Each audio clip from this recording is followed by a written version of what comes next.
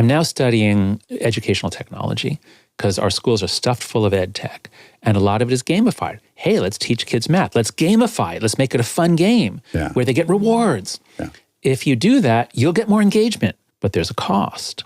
The more activities we give our kids that lead them to quick dopamine, which is you do something simple, you get a reward. Do something simple, get a reward, like a slot machine, like social media. You never know what's going to come, but sometimes it's good. If you gamify a quarter of a kid's day, their brain, that's a lot of quick dopamine. The brain is going to react by downregulating dopamine neurons so that they're less sensitive to dopamine. Yeah. You now have, and so now when you take away the gamification, now they're in a deficit state, which means everything is boring and unpleasant. The human body is the master at homeostasis. That's right. So if you bring it up, it must bring itself down. Not on everything, but on anything that involves dopamine, yes, absolutely. If you think about what you might call quick dopamine versus slow dopamine.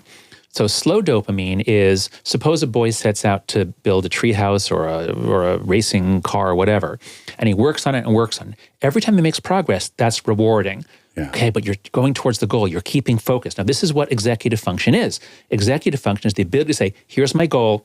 Here's what I have to do to it. I'm going to do the hard work. Along the way, I get rewards for making progress. And when I'm done, like, it feels so good. Yeah, delayed gratification. That's right. So that's all really good.